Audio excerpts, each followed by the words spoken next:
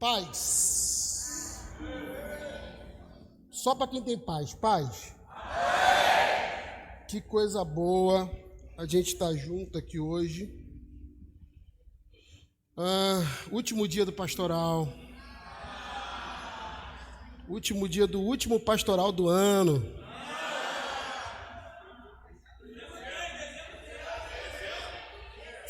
Mas a Tainá falou que não tem mais. Dá um papo a Tainá então aí. Ó, a Tainá tá querendo dizer que a culpa é minha, mas o microfone tá comigo e eu não disse nada. Mas eu acho que é o último do ano mesmo. Tem muita coisa para a gente viver ainda esse ano. E o pastoral volta no ano que vem com tudo. Mas vamos aproveitar enquanto a gente está aqui nesse último pastoral do ano. Eu quero ler um texto com vocês. Está no Evangelho de Jesus, escrito por Mateus, capítulo 28. O que eu vou pregar hoje aqui com vocês, na verdade testemunhar, é o que eu tenho habitado não só no secreto da minha casa, mas no secreto da mesa do discipulado. E eu fiquei pensativo no que a gente ia falar nesses dias, como viver a igreja. E esse texto, além de visitar meu coração, ele ficou bem assertivo para aquilo que a gente ia viver nessa noite aqui. A gente está desde domingo numa série e a gente está se reunindo para celebrar mesmo a vida em igreja. Então, domingo, se você não assistiu as lives depois, ou você não teve no domingo a gente teve um Vindcast aqui, único, exclusivo. O que eu recebi de testemunho daquele Vindcast são absurdos, assim, do pessoal compartilhando a vida na igreja. Eu queria muito ter feito multiplicado essas rodas. Eu até falei com a Priscila que talvez a gente vai ver se a gente grava, pega um dia, Tainá, a gente gravar aqui com outras pessoas, testemunhando, até mesmo a roda de perguntas, porque é incrível como isso abençoa a vida de tanta gente. O meu microfone está meio mole aqui, faz parte. Eu que dei mole na hora de colocá-lo, então vai ficar me incomodando aqui, mas ele está ouvindo bem aí, vocês? Então, talvez a gente reproduza isso outras vezes e consiga fazer isso. Mas enquanto não tem outras gravações, vale muito a pena você entrar no YouTube da igreja, no Vídeo Church On, e você assistir tudo mesmo desde domingo. Domingo a gente trocou uma ideia sobre as 3 características do que é a igreja a partir do dia que Jesus proclamou e revelou a igreja para nós. Ontem a gente bateu um papo sobre o princípio do inegociável e principalmente o que é dele e o que é nosso.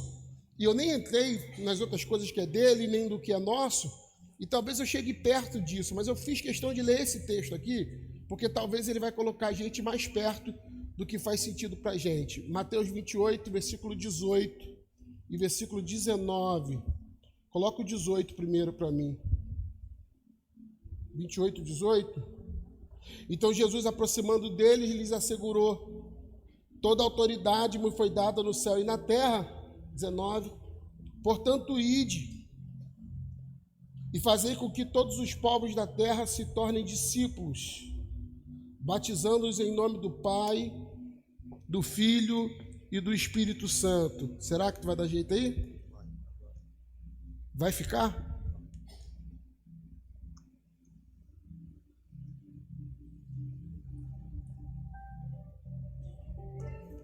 E ficou?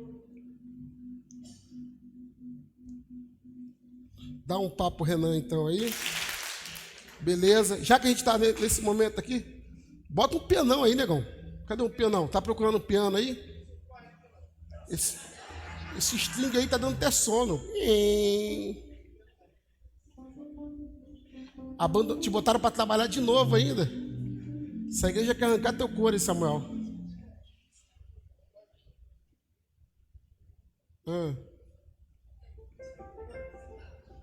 Só não pode tocar Beethoven.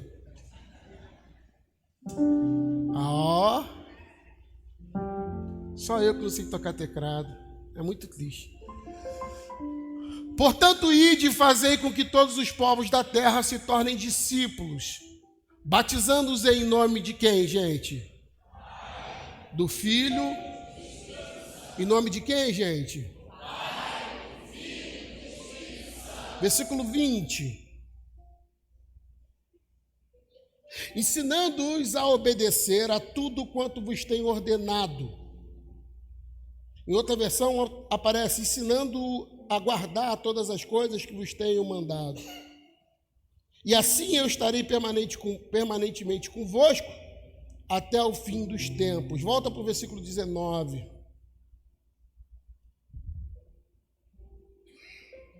Portanto, ide e fazei com que todos os povos da terra se tornem discípulos, batizando-os em nome do Pai, do Filho e do Espírito Santo. Diga em nome do Pai, em nome do Filho, em nome do Espírito. Esse versículo em si, só para te nortear, ele talvez seja o grande momento de envio mesmo da igreja. Talvez não, Em 2 ocasiões antes, Jesus reuniu discípulos e os enviou. Cada envio tinha uma característica ímpar, mas em algumas delas ele acrescentava coisas que na anterior não tinha. Tanto Lucas 9 quanto Lucas 10, que relatam o envio dos 12 e depois dos 72, Jesus não mandou eles fazer discípulo. Mandou eles pregarem, mandou eles curar os enfermos, deu autoridade para que eles expulsassem demônios, mas fazer discípulo ficou guardado para esse cenário aqui. Jesus está para ascender aos céus, e agora cabe aos apóstolos e à igreja primitiva seguir o trabalho de Jesus. E aí, é nesse cenário de grande envio que abrange a gente, que Jesus fala exatamente o que a gente acabou de ler. Ele explica para os discípulos o seu porquê, ele explica para os seus discípulos os seus comos, e acima de tudo, ele dá a eles mandamentos que não deveriam ser negociados. Então, coisas que a gente tinha que destacar de cara. Esse grande mandamento aqui não é ir. E a igreja se moveu muito na ideia de que a gente vai ser chamado para ir. Não, ir não é mandamento, ir é processo. Mandamento aqui é fazer. O fazer é mandamento. Então ele olha para esses discípulos, ele mostra o porquê e mostra o como fazer. Então o propósito é, você vai lá e faz discípulos. E todas as vezes que você fizer discípulos, você vai batizar eles em nome do Pai, do Filho e do Espírito Santo. E olha, e quando você batizar eles em nome do Pai, do Filho e do Espírito Santo, você vai ensiná-los a obedecer todos os mandamentos que eu dei a vocês. Ponto. E se tem uma pergunta, como que a gente vai fazer discípulo? Entra a palavra que a gente colocou como propósito. Enquanto você está indo. Então, ide não é um chamado místico. Ide é a realidade da vida. Então, não se lê nem ide, se lê indo. Então, enquanto você vai indo, você vai fazendo aquilo que eu fiz em você. Pastor, por que Jesus não mandou os seus discípulos fazer isso antes? Porque eles não haviam sido feitos antes. E você nunca viu na Bíblia Jesus mandando alguém fazer uma coisa que ele não fez antes. Quando ele vai dizer, e você pode olhar isso, quando o Pedro está dizendo que está pronto para morrer por Jesus, Jesus diz na cara dele, você não morre por mim. Você não consegue morrer por mim. E a razão é simples, Pedro não tinha visto Jesus morrer por ele ainda. O mesmo Pedro que fracassa porque não viu o seu líder morrer, vai morrer pelo seu líder depois porque viu o seu líder morrer por ele primeiro. Olhando para Pedro, é bom lembrar que Jesus vai para uma pesca maravilhosa, onde Pedro pesca peixe, Jesus pesca gente. Naquele dia, Pedro pescou os maiores peixes da sua vida, em quantidade e número, em tamanho. Mas Jesus pescou o peixão que ele queria. o Pedro. Quando termina Lucas 5, Jesus olha para o Pedro e diz para o Pedro o seguinte: de hoje em diante, você vai ser pescador de homens. E alguém me diz, por que Jesus está dizendo que esse cara vai ser pescador de homens? Porque Jesus acabou de pescar um homem. E ele diz, agora você vai fazer o que eu fiz. Quando a gente lê João 4, a gente não lê Jesus, o texto dizendo assim, e os seus discípulos faziam discípulos. Você vai ver, os seus discípulos batizavam. Isso me incomoda. Porque um discípulo não formado, o mínimo que ele pode fazer é batizar alguém. Um discípulo meia boca, o mínimo que ele pode fazer é pregar o evangelho e batizar o arrependido. Quando você lê João 4, aquela discussão entre os fariseus e a notícia que chega de Jesus, que ele batizava mais do que João Batista, se você vê a leitura, a sequência da leitura vai dizer que, embora não fosse Jesus que batizava, mas sim os seus discípulos. Você vai ler ali os discípulos batizando, mas você não vai ver os discípulos fazendo. Agora sim. Agora Jesus está olhando no olho dos 12 e está dizendo para eles assim, agora vocês vão fazer. Por que ele diz agora vocês vão fazer? Porque agora vocês foram feitos. Você entende que tem um montão de coisa que você podia fazer para Deus, mas não dá para fazer porque você não se permite ser feito? A gente vende a ideia de que perfeição, ninguém na igreja é perfeito. Só que um dos mandamentos de Jesus aos discípulos é sedes perfeito. E a razão de eu ser perfeito, segundo Jesus, é sede perfeito porque o vosso Pai é. E essa perfeição aqui não tem a ver com uma pessoa que não tem defeito. Essa perfeição aqui tem a ver com maturidade espiritual. Eu nunca vou ser perfeito, eu sempre vou ser um cara de carne, osso, músculo e pecado. Mas eu tenho por obrigação de vida ser feito maduro em Cristo Jesus. Isso deve ser minha perseguição. Para quê? Para que uma vez eu perfeito, maduro, eu possa morrer. Porque o destino de todo maduro é morrer. Ontem eu falava sobre o herdeiro da promessa precisa ser o herdeiro da dor. Se você diz para mim que Deus está te chamando para um tempo de maturidade, então você vai ter que aprender a morrer por amor a Ele. Por que Pedro não consegue morrer por Jesus? Porque não é maduro. Quem arranca um fruto imaturo não come dele. Mas todas as vezes que você vê um fruto maduro, ele está pronto para quê? Para morrer, para ser plantado, para viver por um propósito que gere outros. Fale para alguém que está perto de você, Deus quer te amadurecer para te matar.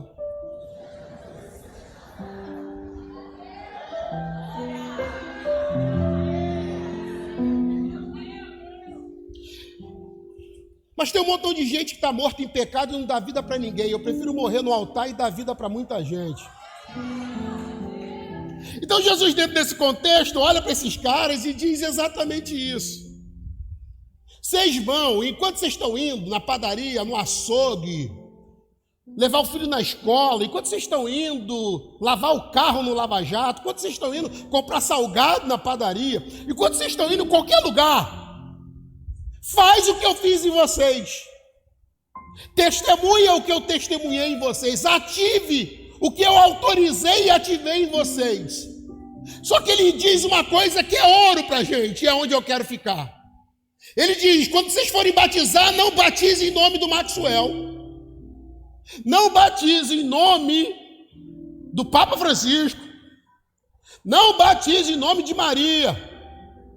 Mas pode batizar em nome do Pai, em nome do Filho, e em nome do Espírito Santo.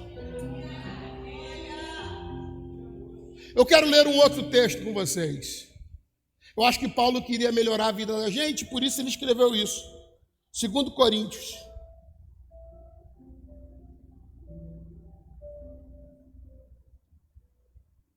Capítulo 13, versículo 14.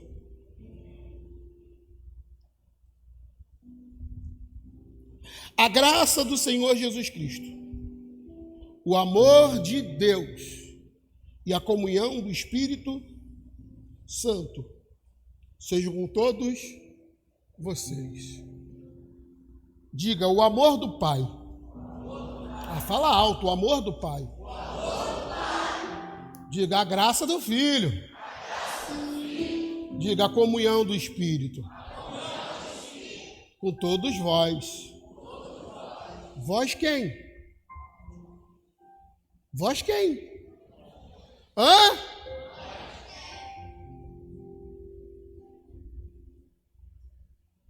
Você entende que o batismo se dá em nome do Pai, do Filho e do Espírito?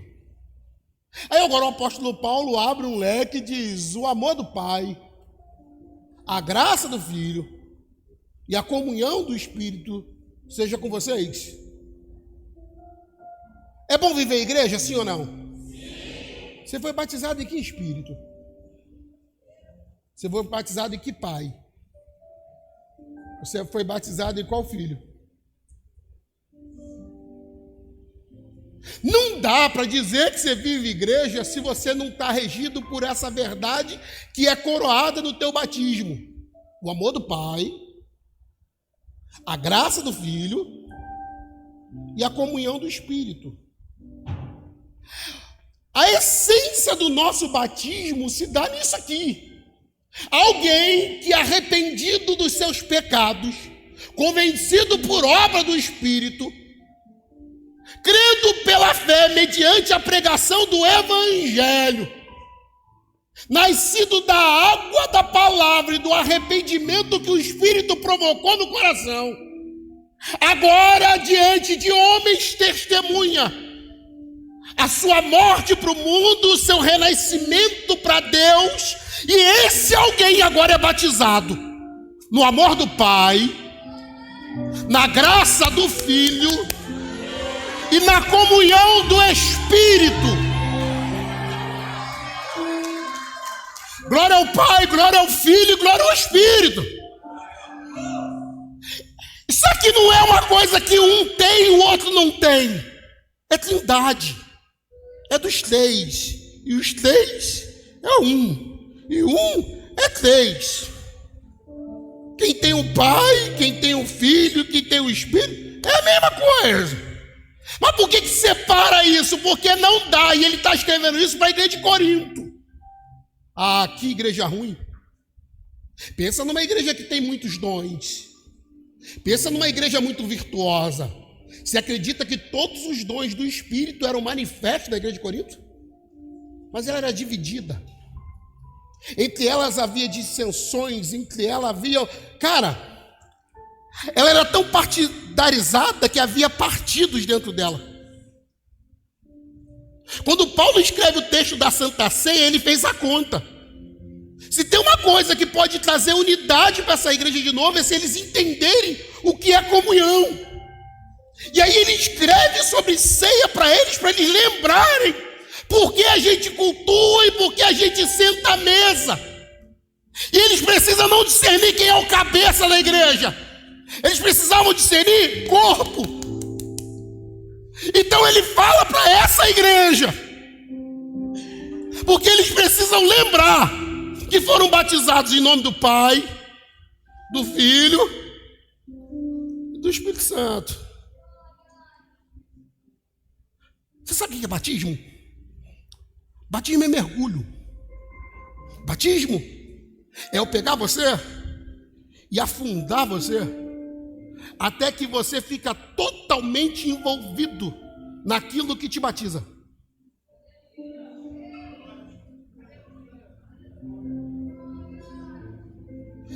Então, quando alguém é batizado, você pega esse alguém e mergulha ele lá. Aí Jesus aparece e diz, então, esse é o mandamento. E é óbvio que ele diz, ensina eles a guardar todas as coisas que eu vos tenho ordenado. E eu sei que tem muita coisa que ele ordenou e a gente precisa guardar. Mas se eu quiser guardar alguma coisa dos evangelhos, que tal acabar de guardar o que ele acabou de ensinar agora? Você foi batizado no amor do Pai. Você foi batizado na graça do Filho. Você foi batizado na comunhão do Espírito. O cara quer viver igreja sem o amor do Pai. O outro diz, não, eu aceito o amor do Pai, mas a graça do Filho aqui não. Outro diz, eu aceito a graça do Filho, mas comunhão só com o Pai. Não, ou é tudo, ou é nada. Ah, irmão, tem muita comunidade que não se ajunta para melhor. Tem muita comunidade que se ajunta para pior, porque eles esqueceram em qual espírito foram batizados. Se você é do reino, você foi batizado no amor do Pai, na graça do Filho e na comunhão do Espírito. A gente ama no amor de Deus. A gente vive igreja na graça de favor imerecido do Filho. E a gente tem comunhão um com os outros, não por mérito, mas por um laço do Espírito que nos uniu numa coisa só e não tem capeta que separa.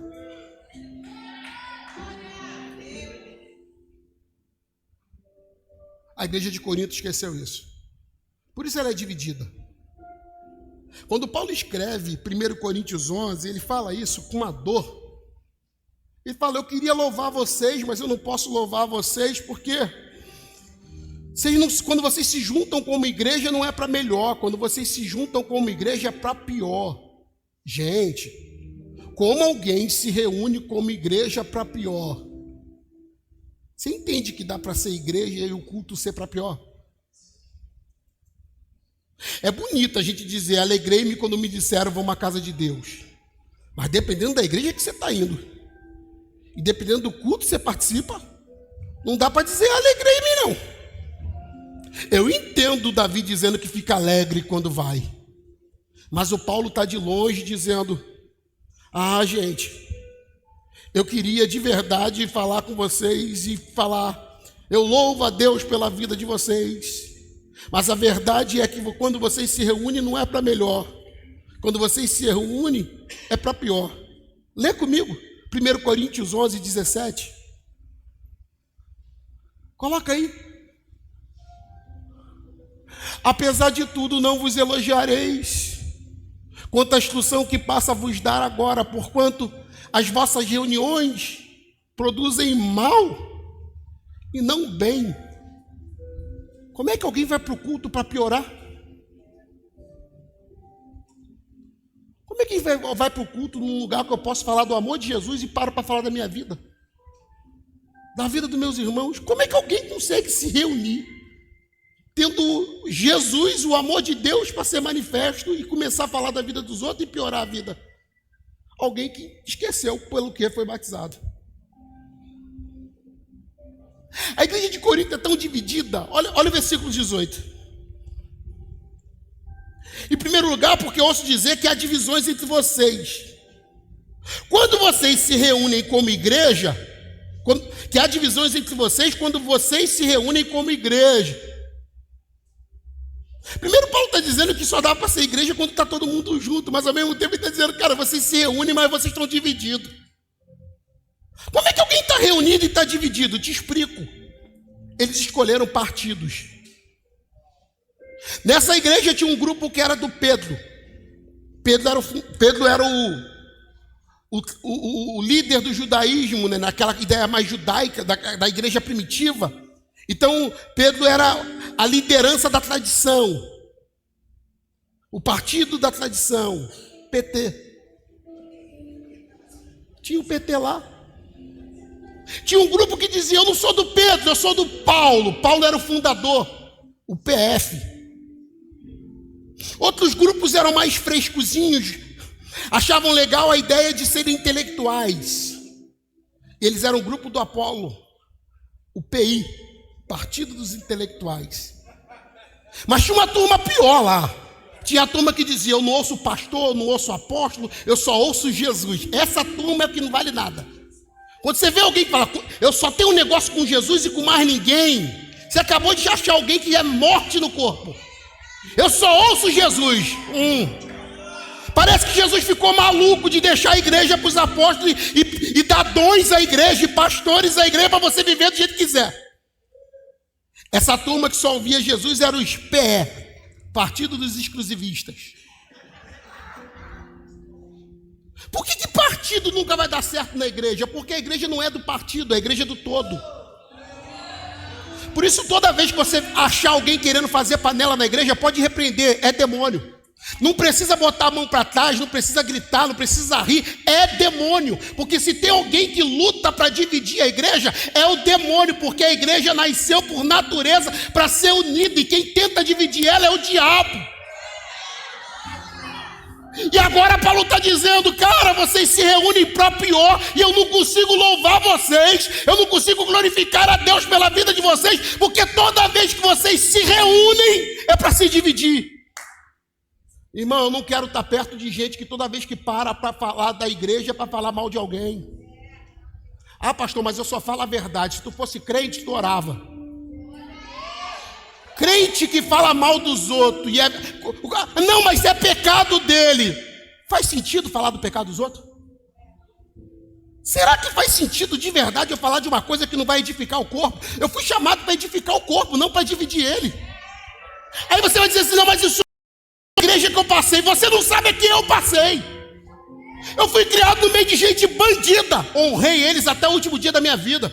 Enterrei um monte deles. Os caras que roubavam. Eu cresci em igreja que o cara roubava a tesouraria na cara de pau e dizia, meu dinheiro. O que o senhor aprendeu com ele, pastor? Roubar? Não, aprendi a ter pavor disso. Eu cresci em igreja que era normal os caras viverem em adultério e fornicação. O que o senhor aprendeu com isso, pastor? Ter pavor dessa praga de moralidade sexual.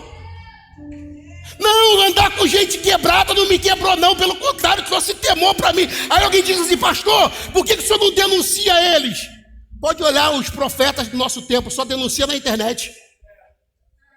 Manda eles ir lá na cara. Eu queria ver eles denunciar os milícias daqui do bairro. Eu queria eles denunciar os traficantes, os bicheiros. Já reparou que nossos profetas só querem limpar o altar? Só quer briga com quem não dá tiro. Só quer briga com quem não anda com a arma. Porque os profetas da Bíblia, eles arrumavam problema com Herodes, que estava com a mulher do irmão. Aí um monte de crente bobão, idiota, diz, eu estou defendendo a igreja. Precisa defender a igreja não. Foi nessa que Pedro tentou defender a igreja e cortou a orelha de quem não deveria cortar, ainda tomou a bronca de Jesus. Jesus defende a igreja dele, Jesus guarda da igreja dele. A igreja tem que defender ela, não é você não. Você não está aqui para defender a igreja não. Outra coisa, todo mundo que tenta defender a igreja sai mais ferido do que a ferida. Quando você entra numa conversa que nem começa a falar mal do outro, tu fica bem. Quando você entra numa conversa que alguém começa a falar do pecado do outro, você sai de lá querendo falar em língua estranha. Quando você fica na tua casa, tu abre a porta para uma desgraça dessa sentar na tua mesa. Quando termina essa conversa, você quer fazer uma vigília para Jesus? Ou você quer largar o evangelho? Ou você quer desviar da igreja? Você quer ouvir uma verdade? Você não foi levantado para dividir, não. Você foi levantado para edificar, unir, caminhar. E não estou passando pano em quem anda no pecado, não. Só estou dizendo que isso aí, meu irmão, deles Deus trata. Você já leu quando a Bíblia fala dos pastores de Apocalipse? 7 estrelas na mão de Jesus. Irmão, com todo respeito, que furada ser pastor. Porque todos eles estão sendo denunciados. E Jesus está dizendo, eu estou vendo. E ó, avisa para eles, estão desviados, mas estão na minha mão. Qualquer hora eu aperto, está na minha mão. Você vai mexer em quem está na mão de Jesus? Não, deixa Jesus tratar, ele sabe como tratar e trata bem. Mas na igreja de Corinto tinha um grupinho lá que escolheu a quem ouvir. Escolheu a quem dá crédito. E agora Paulo está dizendo, cara, vocês se quebraram. Pastor, como que isso aconteceu? Eles esqueceram pelo que foram batizados. Fala, o amor do Pai. Se a gente quiser viver unidade, a gente vai ter que andar pelo amor do Pai. João 3,16 descreve o amor do Pai. Já leu João 3,16 alguma vez? Já leu? 4 características, tem uma mensagem inteira sobre João 3,16. Deus amou. Pelo menos aqui tem umas 4 características do que é o amor de Deus. Primeiro, aquela palavrinha porquê ali, não é pergunta, aquele porquê ali é resposta. A resposta de Deus ao homem é o seu amor.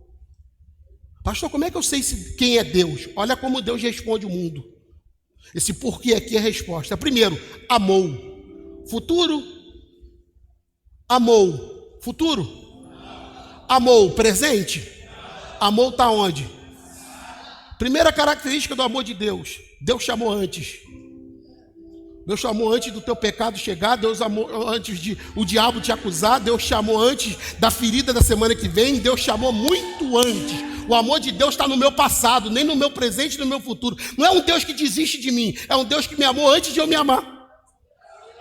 Segunda coisa, está ali, ó, de tal maneira. A palavrinha tal é para aquilo que não tem descrição. Então o amor de Deus não é só um amor no passado, o amor de Deus é um amor sem descrição. Não tem dicionário que consegue descrever o amor que Deus tem por mim. Ele continua: amou o mundo de tal maneira que deu de doar, mas deu também de sacrifício. Amor de verdade não é aquele que ganha porque dá porque está recebendo. Amor de verdade é aquele que sacrifica porque escolheu sacrificar. Quarto, deu o seu único filho para que todo aquele que nele crê não pereça, mas tenha vida. É um amor derramado para todos que não salvará todos. Então eu tenho um amor no passado, eu tenho um amor indescritível, eu tenho um amor sacrificial e eu tenho um amor que quer salvar todos, só não salvará todos porque nem todos querem ser salvos. Quando você olha para o amor de Deus, você precisa entender que o dom de Deus é a salvação. Qual é o dom que Deus deu para o homem? Língua estranha? Não, Deus deu um dom melhor, a salvação. É por isso que a samaritana vai ouvir da boca de Jesus: se tu soubesse qual é o dom de Deus. Porque tudo que aquela mulher que precisava saber não é como ela vai ser feliz no casamento, mas qual é o dom de Deus. E qual é o dom de Deus? Deus amou o mundo de tal maneira que deu seu único filho. O dom de Deus é o filho dado por nós, por ele, para salvar a gente. Então calma aí, que amor é esse? O amor de Deus é um amor que não espera o meu presente e o meu futuro para se manifestar. O amor de Deus é um amor que eu nunca vou conseguir descrever.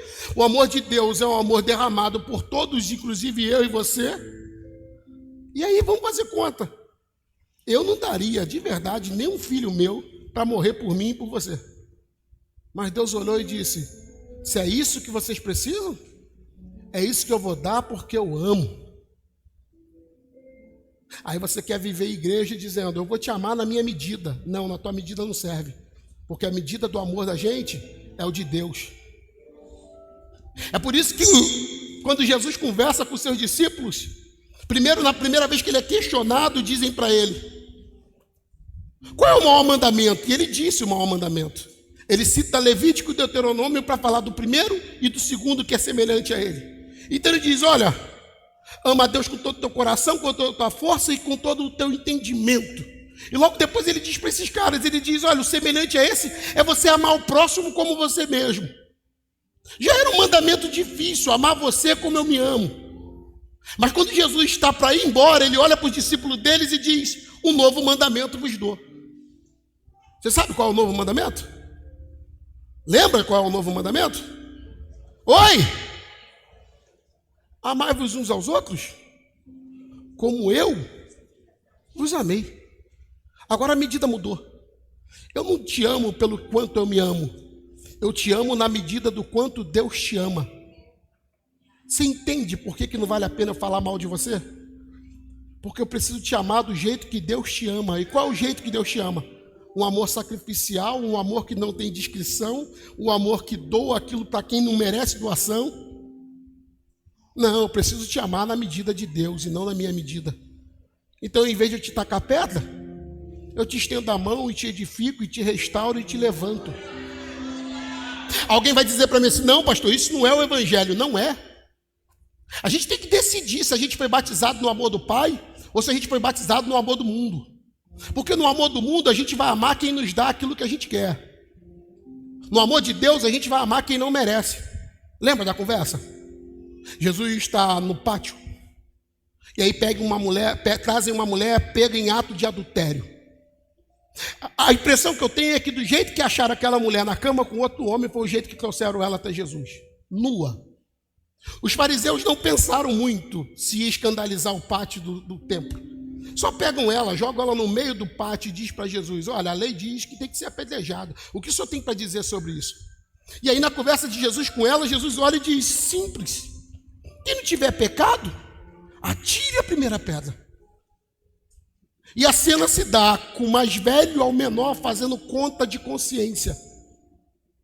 O mais velho pensou: eu tenho muito pecado. O do meio pensou: eu já tenho também um bocado de pecado. O mais novinho também pensou: sou novo, mas também tenho pecado. E a turma foi indo embora numa crise de consciência do quanto eles também tinham pecado. Lembra que Jesus disse para ela: quem não tem pecado atire a primeira pedra? Sim ou não? Então, calma aí, alguém podia tacar pedra naquela mulher? Sim ou não? Podia ou não podia? Claro que podia. Ele disse que quem não tem pecado atire a primeira pedra. Tinha alguém ali sem pecado? Tinha ou não tinha? Quem era que não tinha pecado ali? Jesus não podia tacar pedra nela. Ele disse: se alguém não tiver pecado, taca a pedra nela. No final da história todo mundo foi embora, só ficou Jesus. E Jesus podia meter a mão na pedra e dizer: vagabunda, piranha, safada, adúltera. Podia ou não podia? Só que Jesus queria ensinar uma coisa para quem foi batizado no amor do Pai.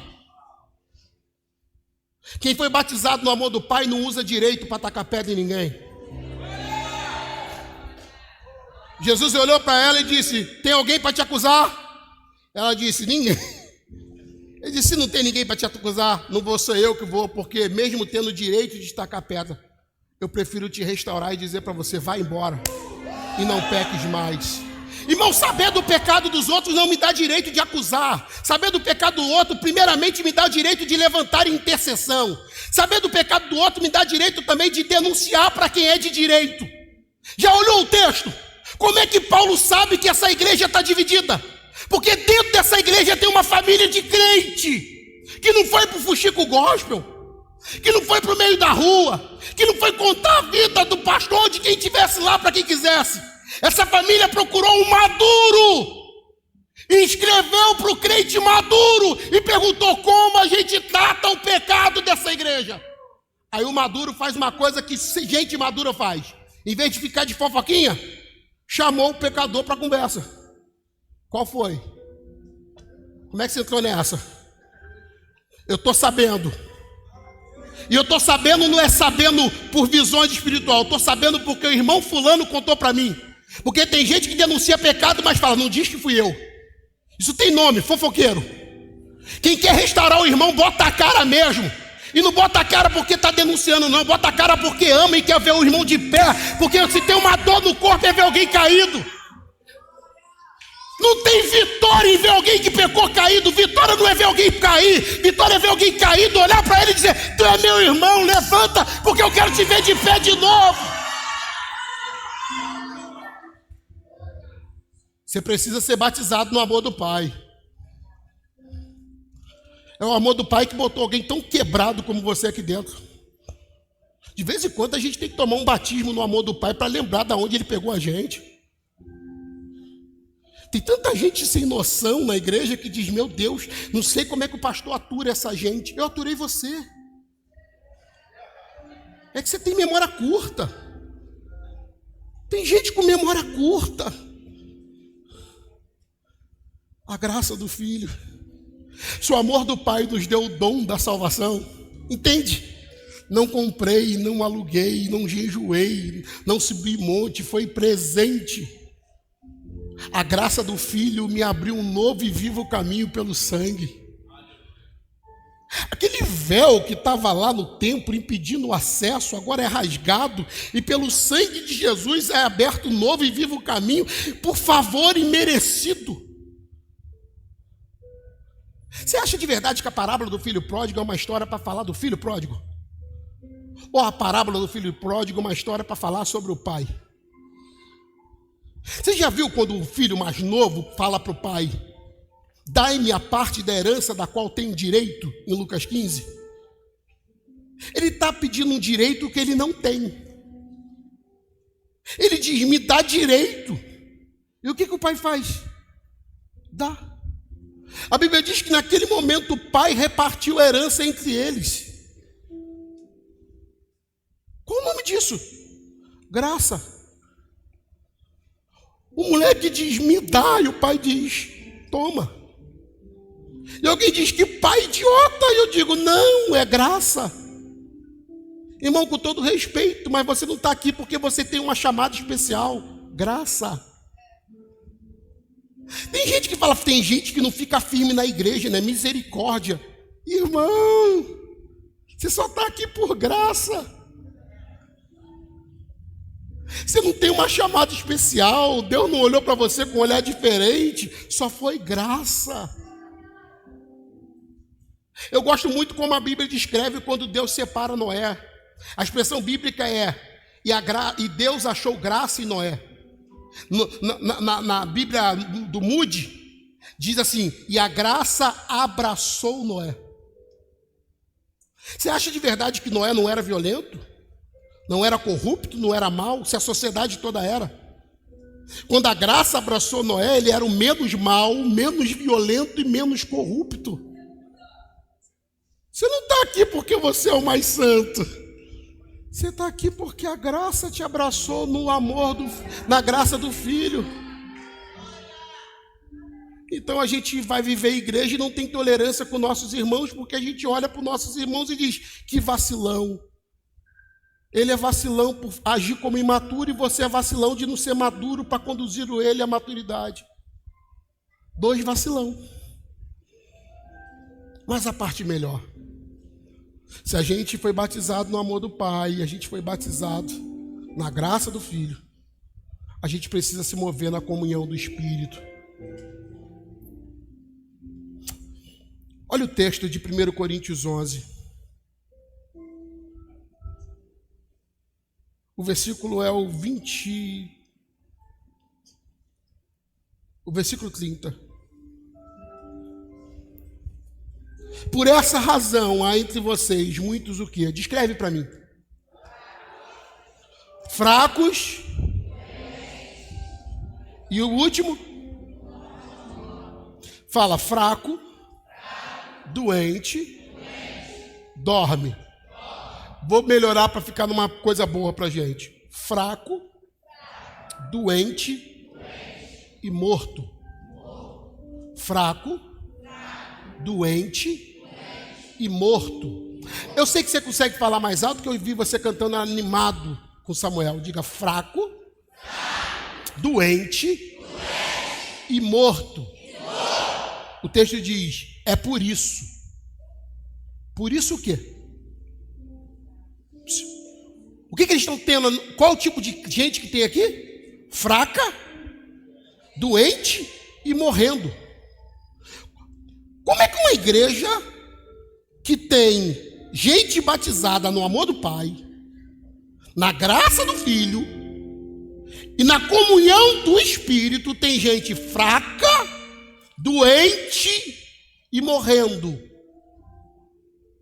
Ele diz, é por isso. Por isso que, volta para o 29.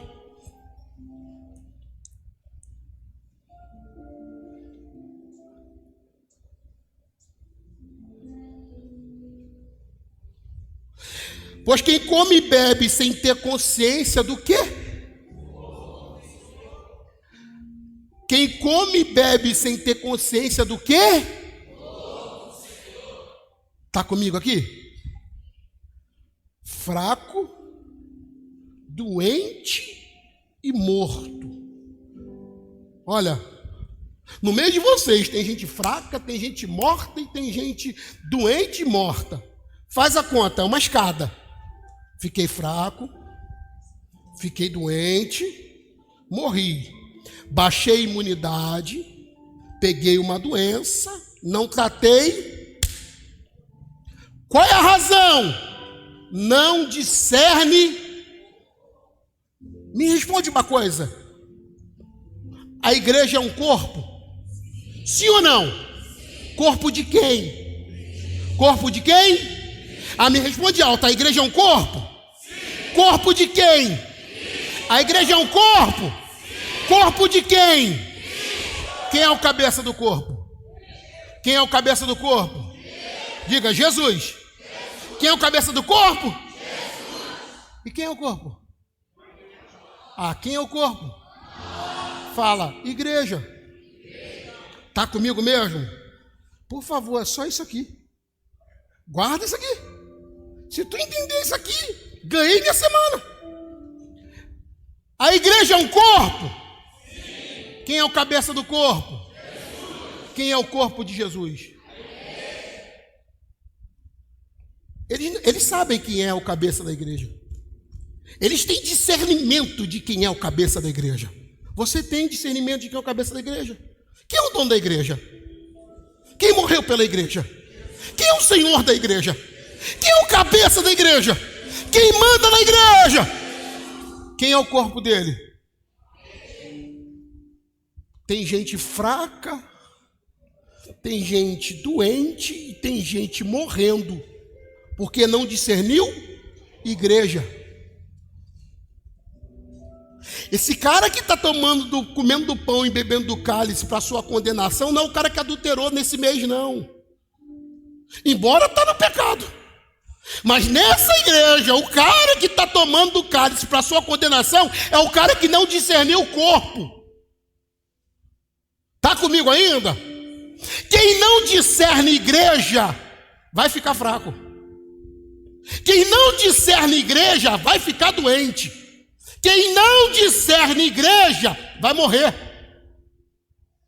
Todas as vezes que você vê alguém na igreja dizendo, eu estou fraco, pode ter certeza, ele negligenciou a igreja.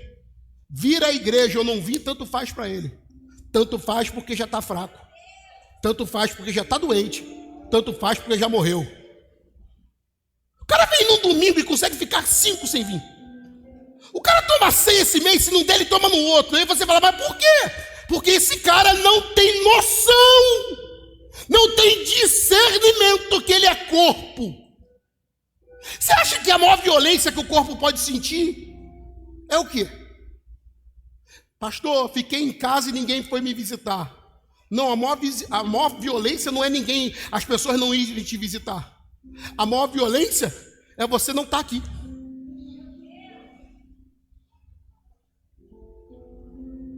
Deus me livre, eu não estou aqui. Mas já parou para pensar que a gente nunca teve uma fase de crentes tão fracos? A gente nunca teve uma geração de crentes tão doentes. A gente nunca teve uma geração de tanta gente morrendo na igreja. Se eu começar a perguntar aqui, você já foi de 10 igrejas em 10 anos. Se eu começar a perguntar aqui, você já desviou 15 vezes. E pode olhar, nunca foi por causa de Jesus, sempre foi por causa de gente. Você dizia, esse irmão é muito chato, vou sair da igreja. Só que se você discernir o corpo, é esse chato que te dá cura, saúde e vida. Pastor, me prova. Claro que eu te provo. Vamos fazer conta? Quando eu não discerno corpo com você, eu fico fraco, eu fico doente e eu... Está comigo ainda? Quando eu não discerno a importância de ser corpo contigo, eu fico fraco, eu fico doente e eu morro. É só inverter. A minha força, a minha saúde, a minha vida não está em Jesus. Essa é a heresia do dia. Força não tem a ver com a cabeça. Saúde não tem a ver com a cabeça. Vida não tem a ver com a cabeça. O cabeça está dizendo, a tua fraqueza, a tua doença e a tua morte tem a ver por não discernir igreja. Faz conta. Se eu não discernir corpo contigo, então tanto faz ser corpo com você. Tanto faz te tolerar, tanto faz te admoestar, tanto faz te edificar, tanto faz conviver contigo. Logo eu estou fraco, logo eu estou doente, logo eu estou desviado. Agora quando eu olho e falo, não, meu irmão, sem você eu não vivo. Sem você eu não sou igreja. Sem você eu não sou corpo com Jesus. É de você que eu ganho força. É de você que eu ganho saúde. É de você que eu ganho vida. Porque a força, a saúde e a vida estão no corpo. Por isso que o diabo sabe que o jeito de te matar não é arrumar um problema de você com Jesus. É arrumar um problema de você com os irmãos. O jeito de te deixar doente não é arrumar um problema de você com Jesus. É arrumar um problema de você com alguém aqui. E já você está dizendo, estou fraco. Aí você estava aqui na frente, já começa a sentar perto da porta. Aí depois fala, estou doente. Falta 10 cultos. Daqui a pouco vem a notícia. Morreu e agora tem 7 demônios a mais no lombo. Se bebia, bebe mais. Se cheirava, cheira mais. Se dava, dá muito mais. Dá dinheiro pro bar. Tanta coisa. A maldade está na cabeça de quem ouve. Não, fica tudo a mais. 7 vezes mais. E o cara diz, não. Eu gosto de Jesus, eu só não gosto dessa irmã. Você precisa ser batizado de novo. Porque quem é batizado em Jesus luta, ama, edifica o amor do Pai, a graça do Filho e a comunhão do Espírito. Pastor, é muito difícil ser um com esse irmão. Você não entendeu, né? A comunhão não vem da carne. A comunhão vem do Espírito. Pastor, como é que eu faço um com o meu irmão? Pega o irmão que você menos tem, que você tem mais dificuldade de lidar na igreja e começa a orar por ele. Rapaz, o Espírito vai botar uma cola entre vocês. Pega a pessoa mais problemática que você convive e começa a orar. Eu abençoo esse miserável. Eu abençoo essa mulher chata. Eu libero uma palavra de perdão sobre ela. Quando você pensar que não, você vai ganhar um batismo de comunhão. Pastor, como é que é o batismo de comunhão? Qualquer dia você vai olhar para a pessoa e vai dizer, estou com saudade dela. Porque quem produz comunhão no corpo é o Espírito, amigo. Não adianta vir na carne e querer comunhão. Vou chamar para almoçar. Almoçar não resolve sozinho. Tomar café não resolve sozinho. Agora começa a orar dizendo, eu quero ser um com meu irmão. Eu quero ser um com a minha irmã. Eu quero ser um com essa igreja. Já era, tu cola e não tem diabo que solta.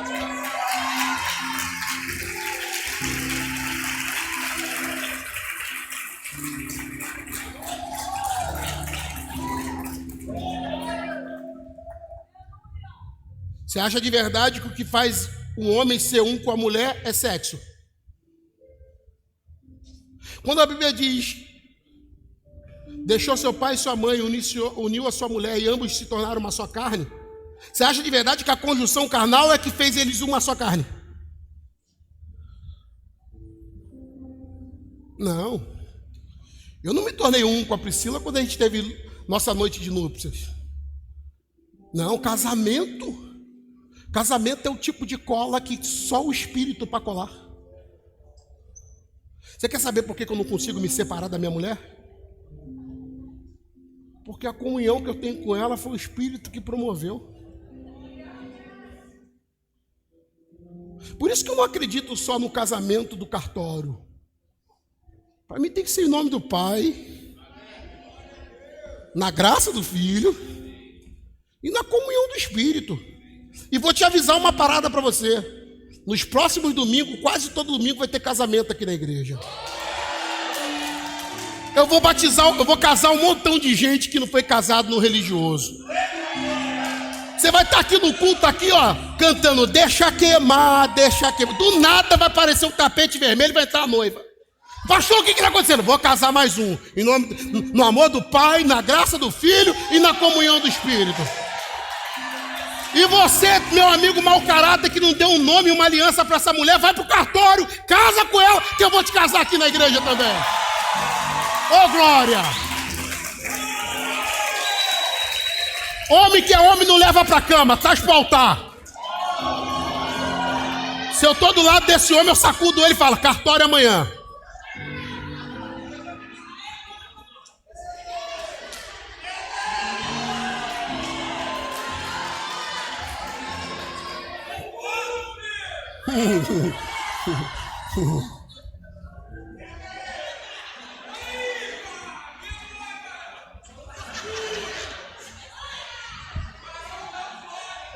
Ou a gente pede para o Espírito nos unir, ou a gente vai ser um ajuntamento de gente que não serve para nada. Tem muita igreja que é saco de batata. Você sabe o que é saco de batata? Parece estar unido. É só alguém abrir o saco aqui. Saco de batata. Você quer ver uma igreja na comunhão do Espírito? Purê de batata. Igreja purezinho de batata? Não dá para saber se era pequeno, se é grande, se tinha podre, se não tinha podre. Depois que juntou tudo numa parada só, você fala, não mexe com eles não, que é tudo farinha do mesmo saco, panela, fala igual, ora igual, anda igual. E esse pessoal dessa church aí, é tudo, ó.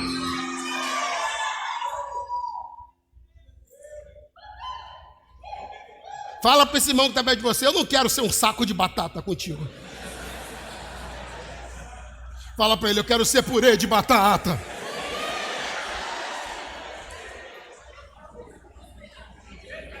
Olha para o lado agora e diz para esse irmão profeticamente, meu purezinho.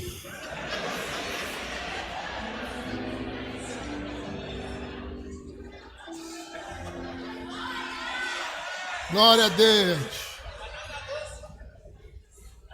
Irmão, a gente ora para Deus dar vitória, a gente ora para Deus abrir porta, mas a gente não entendeu ainda que igreja para ter comunhão é obra do Espírito. Ou a gente ora para se manter unido na mesma doutrina, na mesma oração, no partir do pão, ou a gente se separa. Por isso que na hora de se unir com alguém, criar uma aliança com alguém, a gente apela. A gente chama a igreja, a gente chama testemunha, a gente chama pastor. E pode olhar, na hora de orar pela aliança, se tiver 15 pastores, a gente chama os 15 também. Vem cá orar aqui também.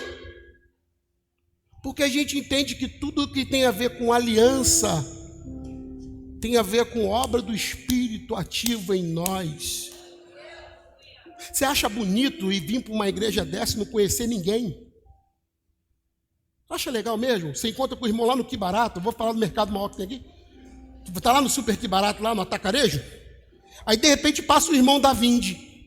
Aí você fala, ô irmão, bonito, né? Aí o teu parente pergunta, conhece? Conheço. É o irmão lá da igreja. Aí o parente pergunta, qual o nome? É o irmão. É o irmão. Como é que eu sou família com alguém que eu não sei nem o nome? Alguém vai dizer assim, pastor, porque é muita gente. Como é que eu sei o nome de todo mundo? Não é questão de ser muita gente, é questão de ter interesse de ser um. Não, porque o senhor foi chamado para ser pastor. Irmão, nem sei se fui. Mas uma coisa eu tenho certeza. Ter comunhão contigo me deixa forte, me deixa saudável, não me deixa morrer. Se você tem pelo menos 1 ano na igreja, você pode me falar se é assim ou não. Todo fraco, todo doente, todo morto da igreja quebrou comunhão com os irmãos. Pode olhar, fala para mim, verdade ou mentira? Eu cresci em um outro tipo de igreja, era outra vibração. Vi o super vaso, aquele super saiyajin nível 5. Falava com ninguém, arrumava tumulto com geral. E ficava lá atrás assim, ó. Aí do nada mandava aquela língua estranhíssima. Stepay, pro, spread, stone. Aí tá. Aí o cara era tão ruim de relacionamento que ele não ia em ninguém não, ele gritava, igreja! Assim diz o Senhor. Aí limpava a roupa suja com a igreja toda. Tô vendo aí. Aí contava uns 2, 3. A minha graça e a minha paz vos deixe, ó. Meti o pé. E o cara dizia, tô fazendo a obra do Espírito. Você quer saber quem são os cheios dessa igreja? Você quer saber onde estão os sarados dessa igreja? Você quer saber onde estão os fortes dessa igreja? Você quer saber onde estão os vivos dessa igreja? sorrindo e te abraçando quando você chega e dizendo, quero pagar um café para você. Os cheios do Espírito Santo dessa igreja estão vivendo igreja e tendo comunhão uns com os outros. Alguém vai dizer, pastor, tem vaso na tua igreja? Não sei na tua, mas na minha eu estou cheio de gente forte, saudável e viva. Porque vivem o amor do Pai, a graça do Filho e a comunhão do Espírito. Mas o que eu conheci de gente que tinha cara de vaso, mas estava fraco, estava doente, estava morto, porque não tinha entendido que quem está vivo tem comunhão um com o outro. Sabe por que eu não falto ceia? Eu não falto ceia porque Jesus vai me punir. Eu não falto ceia porque o Espírito vai me cobrar. Eu não falto ceia porque é uma violência contra o meu corpo não comungar com ele. Sabe por que eu não falto culto de domingo? Porque é quando eu me reúno com o corpo de Cristo, choro com ele, oro com ele, sorrio com ele, me alegro com ele, abraço com ele. Eu nunca vi alguém que veio para a igreja para viver corpo e voltou para casa arrependido. Mas eu sempre acho alguém dizendo, poxa, perdi, né? Eu digo, perdeu. De vez em quando o diabo planta em alguém, olha, vai para a igreja, mas não se envolve com ninguém, não. Fica na tua, porque gente é problema. Você é um problema. Mas quer ouvir a verdade? Pessoas ferem, mas pessoas curam. Pessoas adoecem, mas pessoas saram. Pessoas matam, mas tem pessoas que dão vida, né? Eu acho, amiga, que o teu problema não é pessoas, é escolher mal. Mas já que a gente foi batizado no amor do Pai, na graça do Filho e na comunhão do Espírito, o mínimo que a gente pode fazer é amar na medida de Deus. Se alegrar no favor que a gente não merecia, mas a dívida foi paga. E orar todos os dias da nossa vida para ter comunhão uns com os outros e não deixar o diabo se meter nisso aqui. Eu gosto de Jesus conversando e termina aqui. Pedro tirou onda. Jesus perguntou para vocês quem eu sou. Aí Pedro disse, tu és o Cristo. Aí Jesus olhou para o Pedro e falou assim, rapaz, não foi a carne nem o sangue que te revelou, mas o Espírito do meu Pai que está em você. Nota 10, Pedro, nota 10. Mas Pedro era igual a alguns irmãos que frequentam a igreja. Na mesma hora que ele está sendo usado pelo Espírito Santo, sei lá, ele dá uma desviada, o capeta pega ele. Cara, passou uns 2 minutos, Jesus está falando sobre a morte dele. E Pedro vem cheio de demônio e diz, você não pode morrer. Aí Jesus, na maturidade de quem entendeu e discerniu o corpo, ele olha para o Pedro dando lugar para o diabo, e em vez de marcar o Pedro como crente que dá lugar para o diabo, Jesus olhou para o Pedro e disse algo que a gente tem que guardar pelo resto da vida. Ele disse, para trás de mim, Satanás. Não é porque eu discerni o diabo na boca do meu irmão que eu vou fazer meu irmão virar diabo. Jesus nos deu autoridade para expulsar demônios. Então a gente manda o demônio embora e fica com o irmão. Porque no final da história, quem tem que sair é o diabo, as pessoas têm que ficar. Você entende ou não? Eu cresci num ambiente de igreja que a peneira passava todo ano. Então alguém dizia, vai passar uma peneira na igreja. E os vasos ficavam alvoroçados, vai passar uma peneira. Eu me lembro dos caras cantando corinho. Tem peneira aqui, tem peneira aqui. Fica ligado, vai passar peneira aqui, peneira aqui. E aí ficavam os crentes tudo esperando o tumulto para vir. Aí quando a peneira passava, eu era criança, não entendia nada. Minha mãe era amiga das mulheres, daqui a pouco já virava inimiga.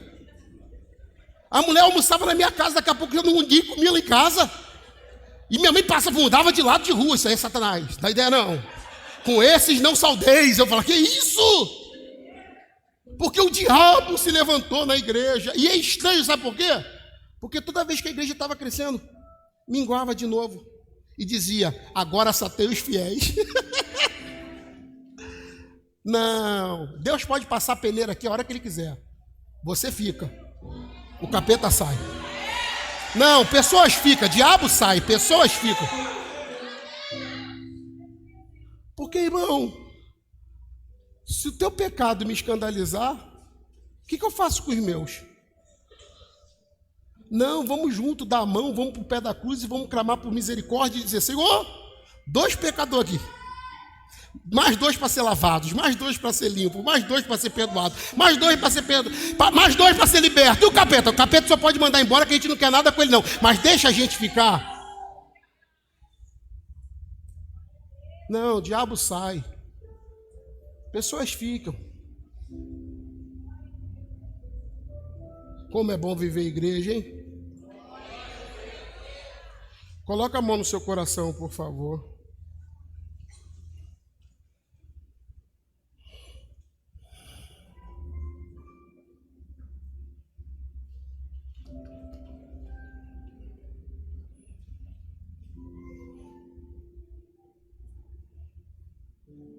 Você precisa orar agora. E eu te convido a orar dizendo, Senhor, eu preciso ser batizado no teu amor. Eu preciso ser batizado na graça do Filho. Eu preciso ser batizado na comunhão do Espírito. Esses dias eu estava num grupo de pastores. Nilton também estava nesse grupo. E aí o Lula estava para fazer uma operação, ficou doente. Aí um pastor escreveu lá, com ódio. Se morrer hoje, amanhã faz 2 dias. Eu estou longe de ser petista. Mas muito longe. Para ser sincero, não tem nem partido, nem gosto de política. Mas o que eu fiquei pensando como discípulo de Jesus é, se o Lula dependesse de um pastor para orar para ele se for salvo,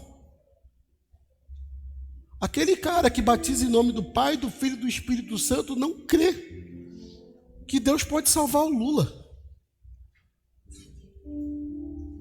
Você precisa decidir em que batismo você foi batizado. Porque se você foi no amor do Pai, Deus não escolheu a quem amar, porque se Ele escolhesse, você não estava aqui. Eu não estou dizendo de amar pecado de ninguém, eu estou dizendo de amar gente. Se você foi batizado na graça do Filho, você entendeu que tudo que a gente tem aqui é a favor. Ninguém tem direito. Falar essa noite a você não é direito, é favor. Se assentar como igreja e noiva de Jesus é favor. Ter o Espírito Santo habitando em nós é favor. Não, você foi batizado no favor do Filho. E você foi chamado para a comunhão do Espírito. Você não é o que promove a guerra. Você é o que ajusta a igreja e a conduz para a vida eterna em Jesus. Eu quero orar por você, que talvez foi até batizado nas águas, mas olhando para essa palavra hoje pensou, eu precisava ser batizado de novo. Não sei se você não sabe, mas é um só batismo. Eu não posso te batizar nas águas de novo. Mas se o Espírito produziu arrependimento em você, uma mão você coloca no coração. Mas você que carece de ser batizado no amor do Pai, na graça do Filho, na comunhão do Espírito, entendeu que Deus te trouxe aqui para isso? No seu lugar, sentado onde você estiver, erga pelo menos uma mão dizendo, me batiza, Senhor. Faz isso onde você estiver, me falta isso. O cristianismo que me apresentaram não era esse, mas é esse que eu quero agora. Então você levanta uma mão e segura ela aí. Até que a graça de Deus chegue até você, onde você estiver. Mas se você carece de ser batizado no amor do Pai, na graça do Filho e na comunhão do Espírito. Uma mão tu mantém no coração, mas a outra você levanta aonde você estiver. Aonde você estiver. E fala: Senhor, me batiza com o evangelho do Senhor. Eu careço disso. Eu quero isso. Eu preciso disso. Eu não quero passar uma vida na igreja sem entender isso. Isso, faça isso agora onde você estiver. Aonde você estiver, eu não vou te chamar na frente. Eu vou orar daqui. Mas se é você, se essa palavra tem a ver com você, talvez você dividiu a comunhão. Esses dias eu vi gente querida dessa igreja ir embora por causa de um membro fofoqueiro.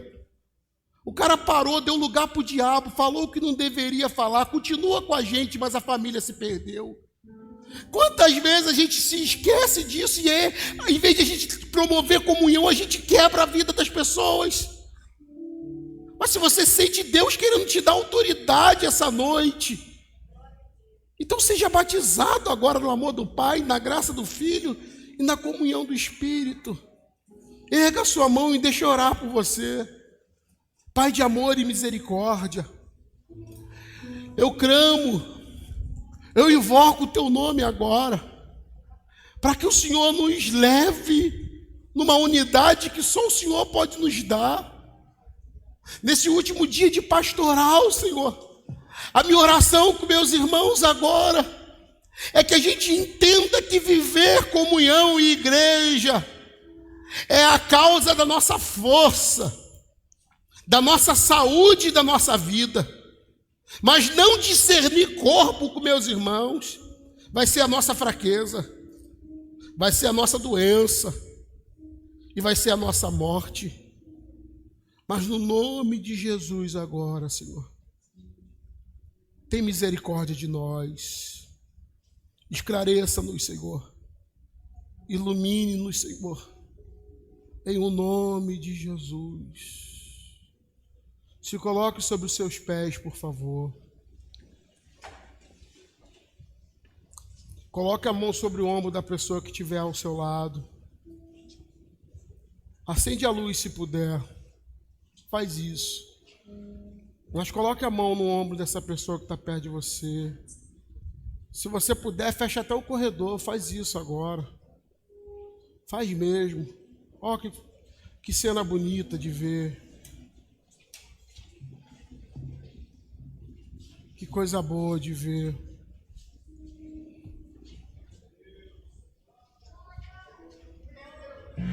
Com a mão no ombro desse irmão, não solta mais não.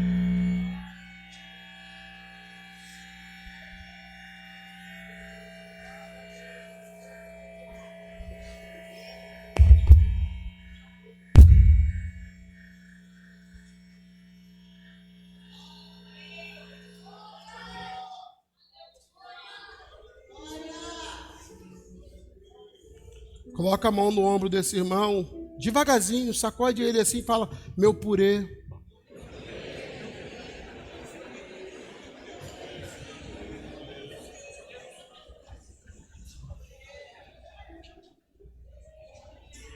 Vê se ele fez cara de quem concorda.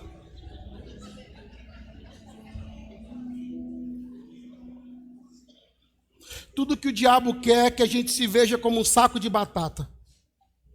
Cada um por si, não tem um amigo, não tem irmãos, não somos família, cada um com a sua guerra, cada um com a sua luta, cada um com o seu culto. Pensa numa palavra diabólica: a salvação é individual. Pode ser a sua, mas eu vou ser arrebatado com a igreja. Irmão, com todo respeito, faz muito tempo que o Espírito Santo não fala comigo, não peca. Sabe como é que eu sei que não é para pecar? Meus irmãos. Não, é o corpo que me ajusta. É o corpo que me admoesta. É o corpo que me dá temor. É o corpo que me faz pensar, dizendo: meu Deus. Falava isso com o Priscila um dia desses, eu falei: a gente não tem direito nem de pecar mais, garota. Qualquer lugar que a gente vai tem alguém. Todos os dias, pode ser o pior dia da minha vida, daqui a pouco chega um zap. Tua vida me edifica. Seu casamento me edifica. Seu viver me edifica. E eu penso em Deus e falo, caramba, eu sou força para alguém. Eu sou cura para alguém. Eu sou vida para alguém. Aí o diabo diz para você, pode faltar culto que você não vai fazer falta para ninguém. Que pecado. Quando você falta o culto, a gente fica mais fraco. Pode olhar, você veio para o culto, a gente está mais forte. Eu entro e saio e ninguém me nota. Posso arrancar uma unha do teu dedão hoje para a gente ver o que acontece? Posso cortar teu cabelo para ver o que acontece?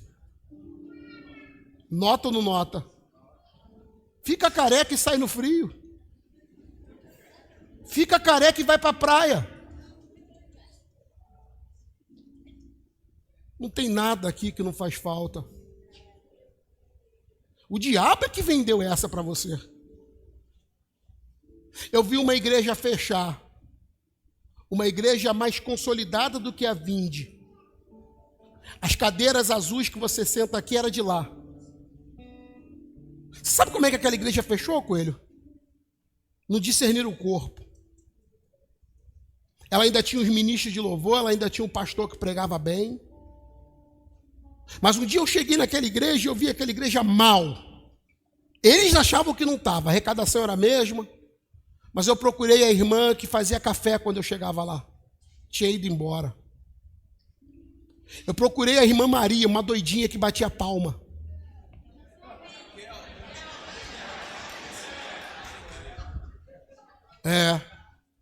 Você está achando que a Raquel é chata puxando palma? Vem para um culto sem ela e depois tu me conta. O pastor dizia, é só um grupo de rebeldes que foram embora.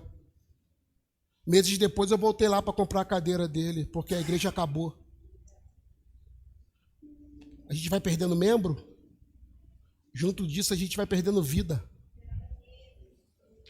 Deus me livre escolher quem é mais importante aqui. Agora, quer ouvir uma verdade também? Pô, para de machucar a gente. Porque a maior violência não é você ser abandonado. A maior violência é você amputar a gente. É menos um para bater palma, é menos um para dar glória, é menos um para chorar comigo, é menos um para orar comigo. E o diabo diz, pode faltar que você não faz falta. Mentira dele. Essa igreja está aberta porque você está aqui. Essa igreja existe porque você está aqui. Pastor, e o Espírito Santo está comigo o dia inteiro, mas para mim viver a igreja é só contigo. Lembra de Adão no Éden? O cara tinha governo, presença de Deus, mandava em tudo. Deus olhou para ele sozinho e sabe o que Deus disse? Isso não vai dar certo não, hein? Não é bom que o homem viva só. Você quer saber quando a gente está forte? Purê de batata. Fala para esse irmão, meu purezinho.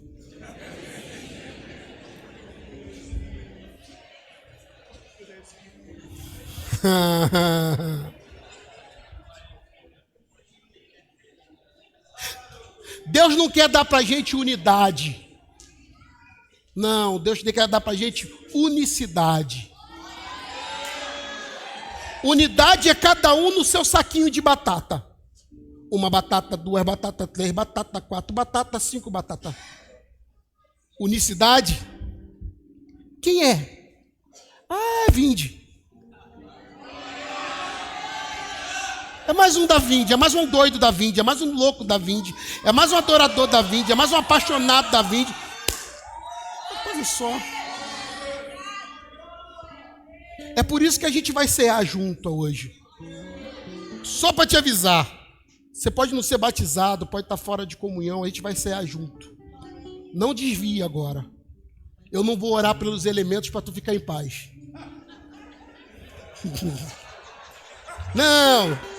Não vou orar. Não vou orar pelo pão, não vou orar pelo cálice, para você ficar mais tranquilo.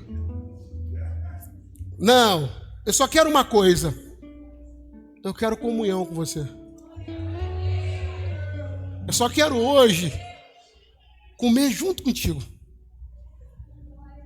Beber junto contigo. Para o nome dele. Para a memória dele. E para a glória dele.